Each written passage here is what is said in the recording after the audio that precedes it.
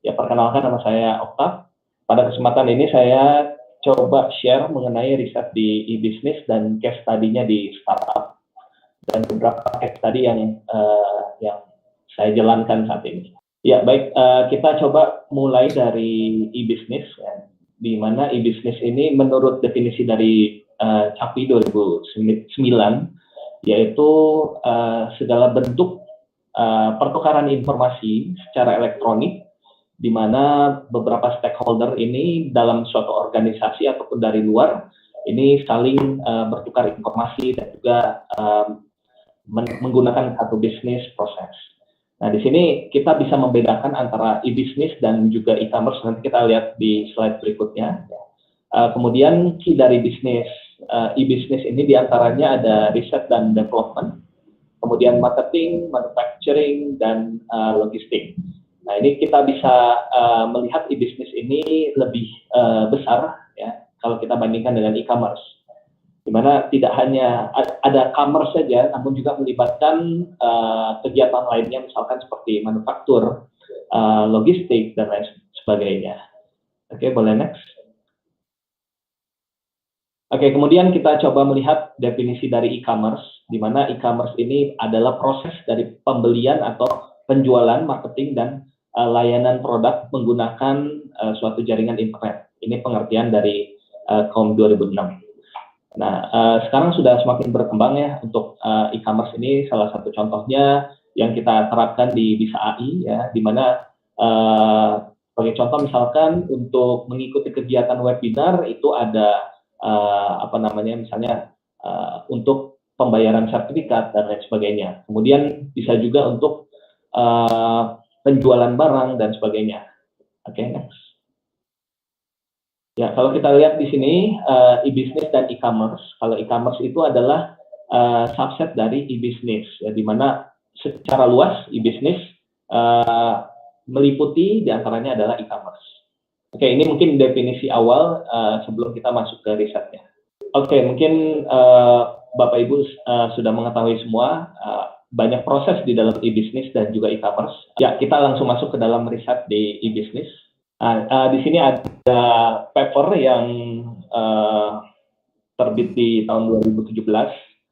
Ini pada saat itu kita meneliti teman-teman dari UI, ya, meneliti mengenai faktor yang mempengaruhi seseorang itu dapat membeli suatu produk, ya, purchase intention. Nah, pada social commerce, jadi ketika itu kita meneliti social commerce, ya, yang bukan hanya e-commerce saja tapi social commerce. Sebagai contoh, misalkan saat ini yang paling populer adalah Instagram. Kemudian bisa juga kalau dulu mungkin forum jual beli Kaskus, ya, FJB Kaskus, itu juga termasuk dari social commerce. Nah, di sini kita meneliti dari social commerce tersebut, kira-kira faktor apa yang mempengaruhi seseorang dapat berkeinginan untuk membeli suatu produk. Nah, ini sebenarnya sangat penting di startup, ya, karena di startup ini nanti saya akan coba tampilkan apa saja yang kita lakukan, tidak hanya purchase intention saja. Jadi ini kan fungsinya kalau real case-nya adalah kita ingin tahu nih faktor apa saja orang itu mau beli, sehingga pendekatan yang kita lakukan di startup adalah kita bagaimana sedekat mungkin dengan faktor itu. Misalkan hasil kesimpulan dari penelitian ini adalah yang paling utama faktornya adalah trust, adalah kepercayaan. Maka sebagai pelaku startup, sebagai pelaku bisnis, apa yang saya lakukan yaitu membuat teman-teman ini percaya bahwa misalkan transaksi misalnya di Bisa AI atau misalkan menggunakan platform Bisa AI ini trust, gitu, seperti itu. Nah, jadi hasil dari riset ini kita coba terapkan di beberapa startup, namun identitasnya kita rahasiakan, ya, sebagai contoh di Bisa AI, ya. Oke, kalau kita lihat di sini, mulainya penelitian ini saya lakukan dari membaca literatur studi. Saya baca dari beberapa model, seingat saya ada 3 model, ya. 3 model atau 3 penelitian sebelumnya, dari penelitiannya Hajli, kemudian dari penelitinya namanya Hu, dan satu lagi saya agak lupa. Nah, jadi dari 3 peneliti ini kita ambil model yang menentukan purchase intention. Nah, pada saat itu seingat saya ketiga model ini tidak berfokus pada social commerce, namun e-commerce secara keseluruhan. Nah, kalau kita lihat ini, oh ya, ini modelnya ya, keluar ya. Ini contohnya di dalam model Hajli. Ini dalam menentukan purchase intention, ada beberapa faktor yang menjadi hipotesis. Sebenarnya ini kesimpulannya. Namun sebelum itu semua dimulai, ada hipotesis atau dugaan awal bahwa misalkan contohnya adalah similarity ini mempengaruhi dari purchase intention. Sebagai contoh, misalkan dari whose, ya, whose model ini misalkan familiarity ini menentukan dari purchase intention. Kemudian trust itu harus melalui intermediary terlebih dahulu, misalkan social commerce dan information seeking, baru mengarah ke purchase intention. Nah, ini model ini yang kita coba adopsi ya, dari model-model sebelumnya ke dalam penelitian yang kami lakukan pada saat itu dengan judul Influencing Factor of Consumer Purchase Intention Based on Social Commerce Paradigm. Nah, setelah kita mengamati faktor tersebut, ya kita coba membuat hipotesisnya. Ada 7 hipotesis yang coba kita propose di sini. Di antaranya seperti berikut.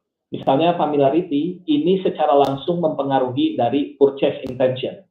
Kemudian yang kedua adalah social presence secara langsung mempengaruhi dari purchase intention dan mempengaruhi terhadap trust, dan juga trust mempengaruhi terhadap purchase intention dan sebagainya. Nah, dari hipotesis ini ada 7 hipotesis yang coba kita pelajari di sini, di mana nanti dari 7 ini yang kita curigai mempengaruhi purchase intention berdasarkan literatur review sebelumnya akan kita coba masukkan ke dalam PLS dan SEM. Ya, tadi sudah disinggung oleh Pak Darius ya, tadi ada beberapa pendekatan secara statistik seperti menggunakan AMOS ya, toolsnya dengan SPSS dan lain sebagainya. Nah, ini kita menggunakan PLS dan SEM untuk menentukan apakah hipotesis tersebut dapat diterima atau tidak, seperti itu. Nah, langkah awal yang kita lakukan adalah yang pertama kita mengumpulkan kuesioner. Kita kumpulkan kuesioner dari orang-orang atau dari pengguna social commerce. Nah, kita kumpulkan dari teman-teman yang terbiasa menggunakan Instagram, yang terbiasa menggunakan Kaskus, yang terbiasa menggunakan Facebook, di mana terjadinya transaksi pada saat itu. Kemudian setelah kita kumpulkan, saya lupa berapa persisnya, mungkin bisa Bapak Ibu bisa lihat di papernya ya, judulnya seperti yang saya jelaskan ini. Kemudian dari teman-teman yang kita kumpulkan datanya, kalau nggak salah lebih dari 400 data, ya kita coba petakan demografinya, di mana sebagian besar ternyata dari data yang kita kumpulkan itu yang membeli adalah male ya, atau pria. Kemudian usianya lebih banyak di bawah 18 tahun, 18 sampai dengan 24 tahun. Kemudian lebih banyak students dan lain sebagainya. Nah, sebenarnya ini preliminary research ini bisa kita jadikan acuan juga di startup ya. Misalkan karena di sini mungkin banyak juga teman-teman dari startup ya yang mengikuti webinar ini bisa jadi acuan bahwa pengguna kita sebagian besar social commerce itu adalah di angka 18 sampai 24 tahun untuk usianya. Sehingga ketika kita ingin memberikan suatu treatment, kita ingin memberikan marketing kepada teman-teman, misalnya contoh di BISAI, maka yang kita lakukan, kita hanya fokus pada segmentasi 18 sampai 24 tahun berdasarkan demografi yang telah dielaborasi dari kuesioner seperti itu. Kemudian misalkan ternyata ini lebih dominan student, maka pada saat saya menggunakan, misalkan sebagai contoh, saya menggunakan promosi melalui Instagram, yang saya lakukan adalah saya hanya fokus pemasarannya terhadap students. Sementara yang lain-lain seperti misalkan government, kemudian teacher atau lecturer, itu kita berikan pendekatan dengan model lainnya, yang misalkan kita secara word to mouth ya, dan lain-lain seperti itu. Nah, jadi informasi demografik ini sebenarnya bisa kita langsung manfaatkan seperti itu.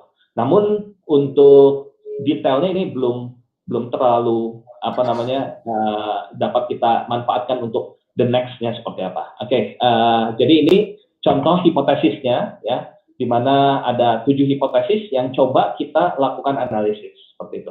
Oke, baik. Setelah kita mendapatkan hipotesisnya, kita perlu melakukan analisa berdasarkan statistik. Sebenarnya pendekatannya banyak sekali. Kita bisa menggunakan pendekatan machine learning ya yang saat ini populer, ataupun kita bisa menggunakan pendekatan statistik ya dengan misalkan dengan PLS ataupun SEM dan lain sebagainya. Nah, ini saya menggunakan PLS SEM di sini.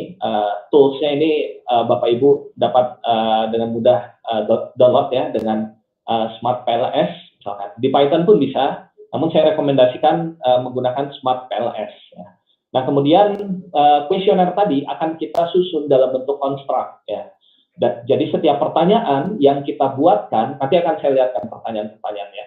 Ya, jadi setiap pertanyaan yang kita buatkan yang terkait dari masing-masing variabel ini, contohnya familiarity, information seeking dan lain sebagainya. Misalkan masing-masing hipotesis ya ada 4 pertanyaan. Nah, dari 4 pertanyaan itu yang kita sebut dengan construct. Nah, kemudian setelah itu kita masukkan ke dalam PLS dan SEM, kita lakukan analisa di situ. Nah, di mana harus memenuhi 2 unsur. Ya. Yang pertama adalah validity, dan yang kedua adalah reliability, seperti itu. Nah, untuk masing-masing unsur itu, kita bisa melihat dari nilai variabel yang dihasilkan oleh tools Smart PLS tadi. Nah, misalkan, sebagai contoh, saya mendapatkan nilai loading factor, kemudian average varian extracted, kemudian consistent reliability dan nilai lainnya. Di mana nilai ini ya kalau kita mengacu ke dalam jurnal atau paper lainnya, kita bisa misalkan sebagai contoh, jika nilai average varian extracted-nya lebih besar daripada threshold ya, misalkan lebih besar daripada threshold-nya 0,6, maka dinyatakan sebagai berikut seperti itu. Nah, jadi kita bisa melihat dari parameter-parameter yang dihasilkan oleh Smart PLS tadi, oleh PLS dan SEM tadi. Nah, kemudian kita juga bisa mengukur nilai diskriminan validity, di mana kalau kita lihat di sini, sebagai contoh variabel F atau familiarity, ini di angka 0,830, kemudian ini di bawahnya ini lebih kecil. Nah, ini berdasarkan paper sebelumnya ada maknanya. Apa itu maknanya? Yang perlu kita lihat adalah dari acuan paper sebelumnya seperti itu. Nah, kalau kita lihat di sini ya berdasarkan, intinya kita akan mencoba dalam beberapa signifikan level ya, misalkan 0,05, kemudian 0,01 ya, 0,1 dan lain sebagainya. Kemudian kita akan cocokkan dengan table T kita ya, kita bisa dapatkan langsung di internet berdasarkan jumlah sampel yang kita gunakan ya. Boleh nggak kalau sampel kita sedikit? Boleh, Pak. Tapi kita harus menggunakan acuan yang lain. Misalkan table T kita, misalkan menggunakan sampelnya sekian, nanti kita akan cocokkan dengan sampel tabelnya seperti itu. Nah, intinya dari penelitian yang kami lakukan ketika itu adalah di mana ada beberapa hipotesis yang kita bisa terima ya. Hasilnya adalah hipotesis H3, H6 dan H7 itu diterima ya, seperti itu. Sementara hipotesis lainnya itu ditolak. Nah, berdasarkan apa diterima dan ditolaknya?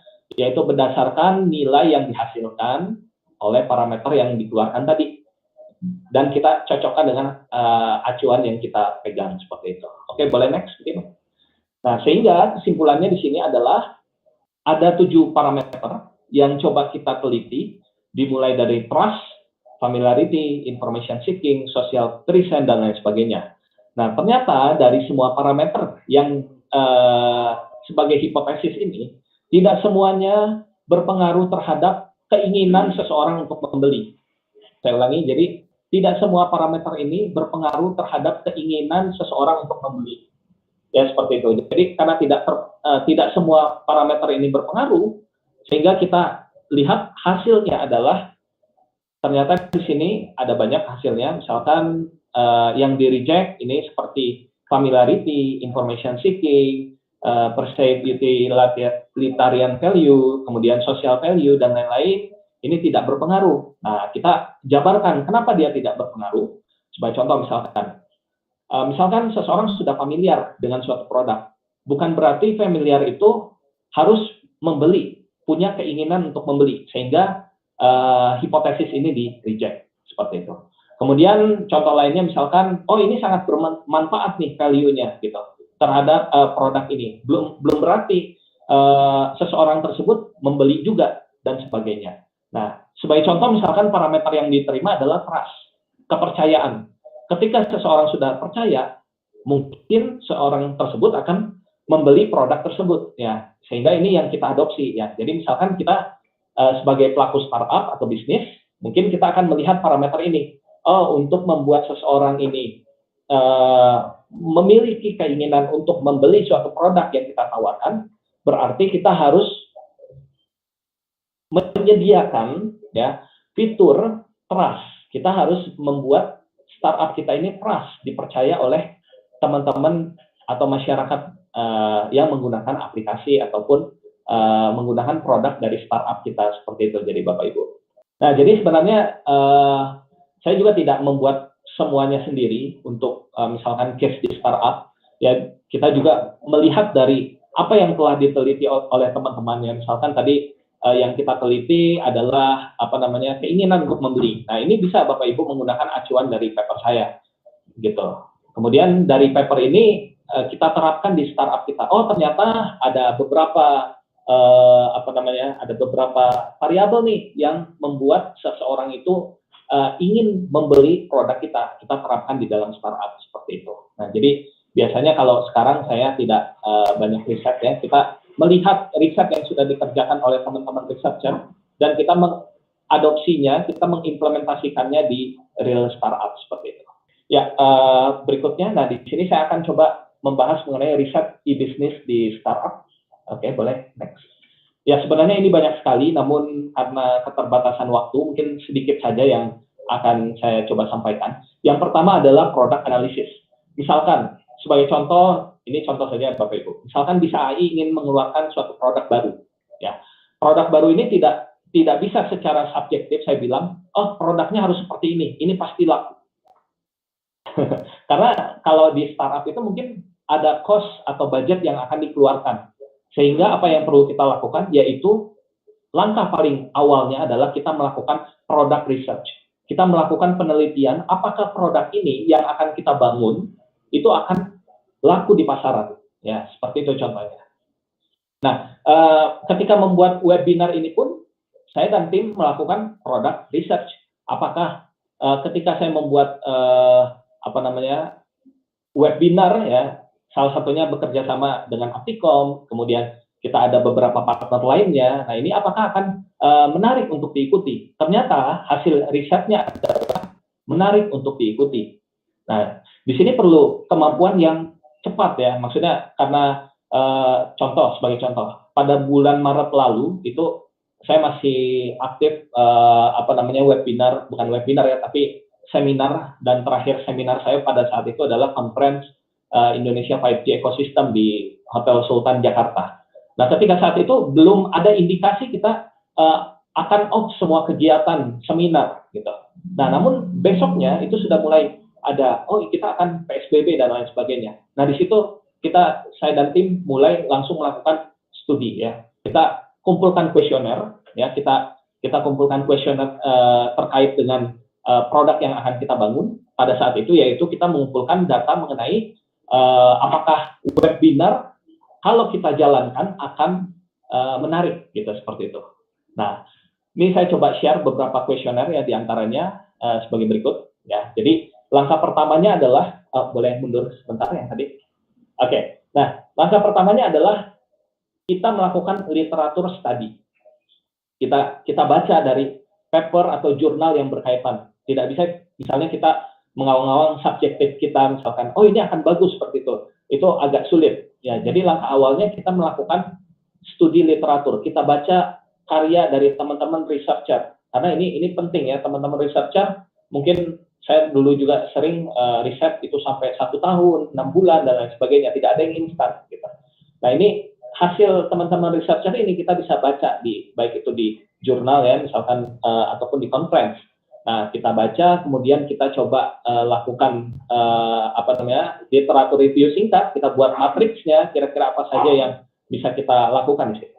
Kemudian kita susun kuesionernya, kita susun apa yang akan kita sebarkan ke masyarakat. Ya, ini sebagai contoh, pembukaan kuesionernya ini kita jelaskan dulu, misalkan ini contohnya platform kita, ya bisa AI seperti ini. Kemudian siapa saja yang bisa mengisi kuesioner ini, karena kalau misalkan contoh tadi yang purchase intention, kalau orang tersebut tidak pernah menggunakan sama sekali Instagram, berarti tidak bisa kita ambil datanya.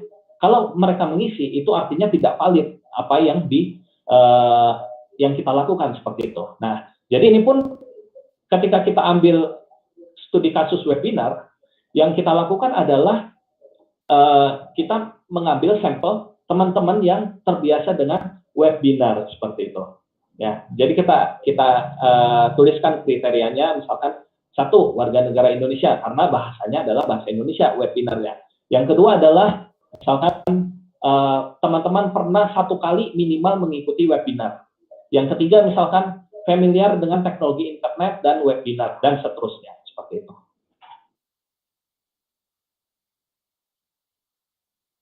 Oke, nah setelah kuesionernya kita kumpulkan, next, boleh.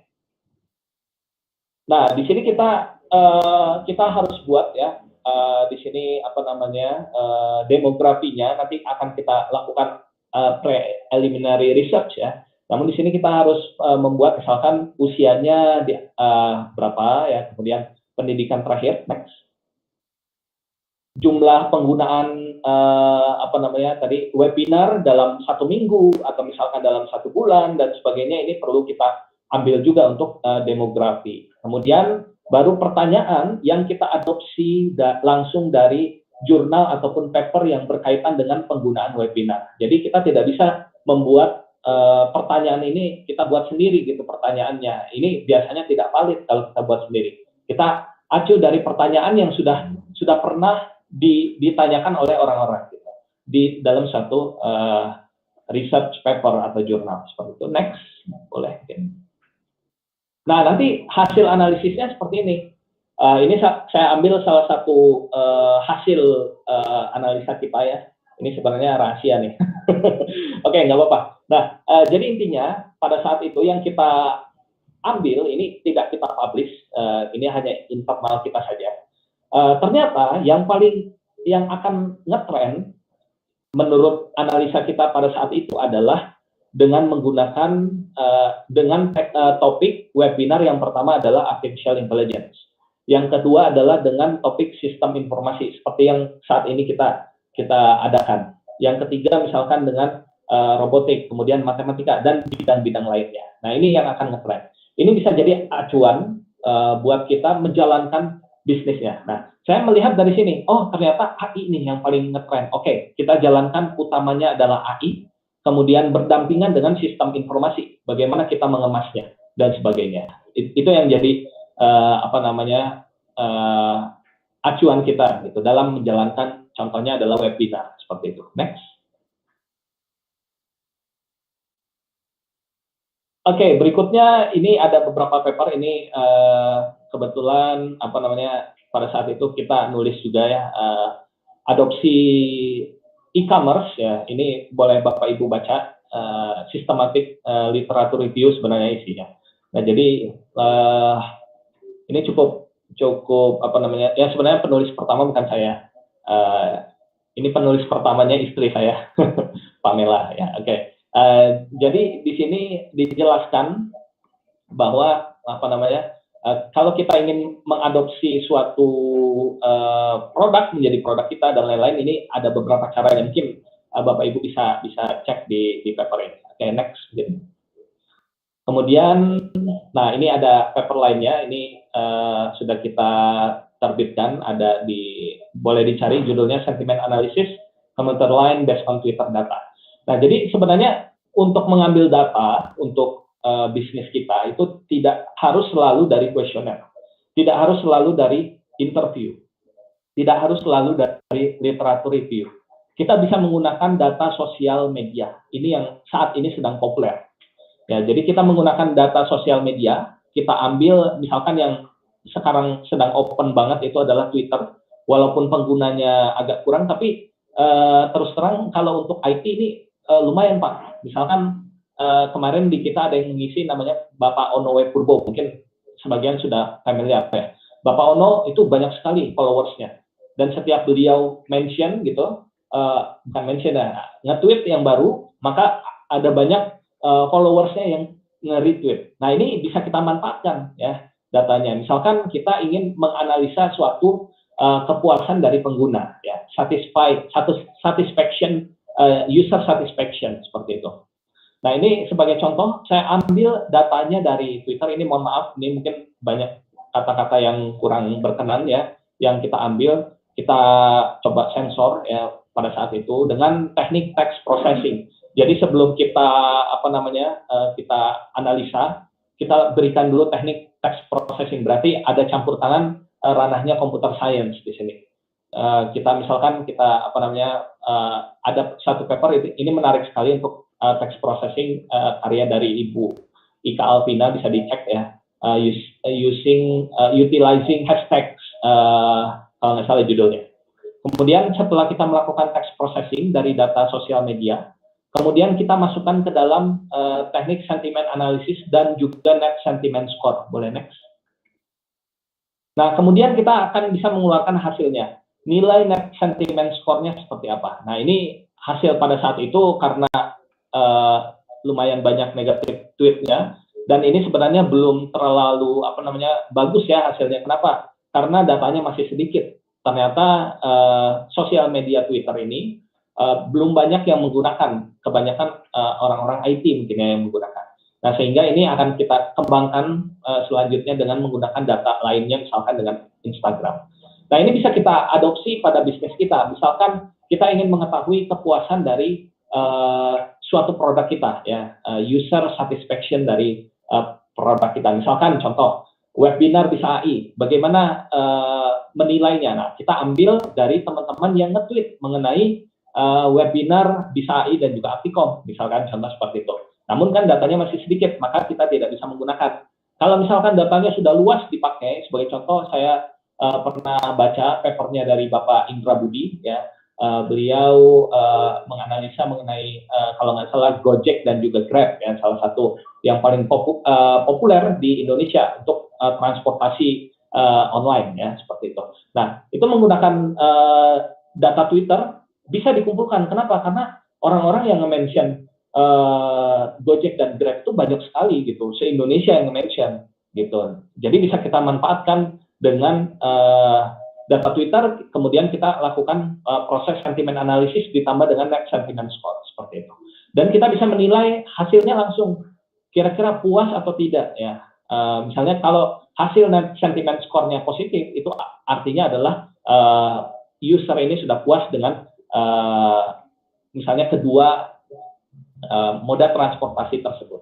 Contohnya seperti itu. Next. Oke, kemudian kita juga bisa melakukan dengan teknik riset ya di e-business, kita bisa melakukan UX research. Nah, ini sebenarnya UI UX itu satu hal yang berbeda. UX tidak identik dengan desain, tapi UX ini bagaimana user ini dapat mendapatkan experience atau pengalaman dari menggunakan aplikasi kita. Tidak harus desain. Bahkan orang-orang research di UX itu ada juga yang tidak bisa desain gitu. Namun dia mengerti proses dari UX-nya. Sebagai contoh misalkan ya kita ambil aja di Bisa AI ya. Mungkin Bapak Ibu sudah coba bisa tampil ya. Mungkin yang pertama kali dari edisi pertama banget ya webinar Bisa AI dan Apicom sampai dengan edisi sekarang, bagi yang setiap pertemuannya itu hadir, mungkin akan merasakan ada perubahan di sana. Dimulai dari contohnya misalkan di awal itu posternya sangat besar gitu. Ternyata hasil analisa tim UX kita, oh ini kurang bagus kalau posternya besar gitu. Banyak keluhan, semua informasinya tidak terserap dengan baik karena terlalu besar posternya. Akhirnya yang edisi sekarang itu sudah kecil, ya, sudah sangat kecil. Itulah fungsi dari UX research. Yang pertama adalah menilai usefulness, menilai apakah ini berguna atau tidak. Yang kedua adalah usability, apakah dapat digunakan atau tidak. Yang ketiga dari sisi visualnya apakah baik atau tidak. Kemudian intention of use, intent dia atau intent itu adalah keinginan dia untuk menggunakan ya. Kemudian product loyalty, apakah dia loyal terhadap apa namanya, misalkan bisa tampil dan lain sebagainya. Nah, ini kita nilai dengan teknik UX. Ya, ini salah satu bagian dari riset di e-business dan juga sistem informasi. Oke, next. Nah, jadi sebenarnya riset di e-business itu banyak sekali gitu. Saya tidak menguasai semua, tapi ada teman-teman dari Bisa AI di sini yang share. Ini bahannya saya kumpulkan dari teman-teman juga. Apa yang kita lakukan di sini. Jadi sebenarnya ini berawal dari riset yang teman-teman kerjakan di sebagai researcher, sebagai dosen, itu sangat bermanfaat sekali buat teman-teman yang pelaku bisnis dan juga UMKM dan di startup seperti itu. Oke, kemudian saya coba share mengenai penulisan riset di e-business. Oke, next. Oke, setelah kita melakukan pengumpulan data dan lain-lain ya, kita mulainya dari baca literatur, kemudian kita gali masalahnya apa, kemudian kita literatur review, kemudian kita ambil metodologi ya. Metodologi adalah langkah-langkah yang kita jalankan. Kemudian kita lakukan eksperimen, contohnya tadi pengumpulan data, kemudian kita analisa dengan PLS dan SEM dan lain sebagainya. Kemudian kita evaluasi ya. Evaluasi ini banyak sekali tekniknya evaluasi. Kalau di machine learning ada banyak, di sistem informasi juga ada banyak. Mungkin kita akan buat sesi terpisah untuk mungkin kita adakan bootcamp nanti mungkin ya Bapak Ibu ya, mengenai riset di e-business. Kemudian kita tulis, kemudian kita submit ke conference, kemudian kita revisi dan kita publikasikan. Seperti itu. Next. Nah, ini yang kita lakukan di Bisa AI ini mulai dari permasalahan sehari-hari. Ya. Contoh misalkan tadi, oke, mungkin ada beberapa informasi yang konfidensial. Ini saya ambil contoh dari beberapa paper yang sudah diterbitkan ketika saya studi juga ya, S2 dan S3. Nah, ini salah satu contohnya adalah influence factors of social media and gadget addiction of adolescent in Indonesia. Nah, ini saya apa namanya? Saya buat ketika dengan teman-teman di IPB, ya, kemudian yang pertama ini dengan teman-teman di UI. Nah, ini dimulai dari permasalahan yang sangat sederhana sekali. Jadi sebenarnya riset di e-business ini juga bisa menyebar juga ke ranahnya sosial ya, sosial bisnis ataupun ke arah riset di bidang sosial dan sebagainya. Seperti itu. Oke, next mungkin. Oke, ini sebagai contoh ada paper, namun ini tidak ke e-business ya, tapi ke arah sosial ya. Ini sebenarnya sama saja yang dilakukan. Kita menganalisa faktor apa saja yang ini contohnya adalah yang mengadiksi seseorang ini bermain gadget dan sosial media. Nah, ini sebenarnya bagi pelaku bisnis juga apa namanya, jadi salah satu keuntungan tersendiri mungkin ya bagi startup. Oh, ternyata yang menginfluence seseorang itu menggunakan sosial media, karena jualan kita melalui sosial media, maka kita mengikuti faktor-faktor ini gitu. Jadi sebaliknya dengan riset paper ini yang mengidentifikasi faktor agar orang tersebut tidak menggunakan sosial media seperti itu. Tapi bagi startup mungkin ini, oh ini ternyata faktornya ini nih, biar orang biar masyarakat itu menggunakan sosial media. Nah, ini kita adopsi seperti itu. Oke, next. Langsung saja ke kesimpulan. Next lagi. Ini sudah dibahas tadi. Oke, next. Nah, sama ya, kita menentukan hipotesis seperti yang tadi. Kemudian kita susun metodologi. Oke, next lagi. Suara saya jelas ya, Bapak Ibu ya? Oke, kemudian kita tentukan demografi. Next. Dan kita lakukan diskusi di sini. Nah, hasil diskusinya ini kita implementasikan di startup atau di e-business seperti itu. Next. Nah, ini conclusionnya seperti ini. Jadi dengan partial square dan structural equation modeling, ya kita dapat mengetahui kira-kira faktor apa saja yang dapat mempengaruhi seseorang itu menggunakan sosial media dan gadget gitu. Nah, faktor ini akan kita coba apa namanya, walaupun faktor ini mungkin di riset ini negatif, tapi bagi pelaku bisnis atau startup ini menjadi salah satu peluang untuk teman-teman ini bisa menggunakan sosial media, karena jualan kita kan dari sosial media dan juga dari gadget seperti itu. Oke, mungkin itu saja yang dapat saya sampaikan. Mohon maaf jika ada kesalahan kata dan kekurangan.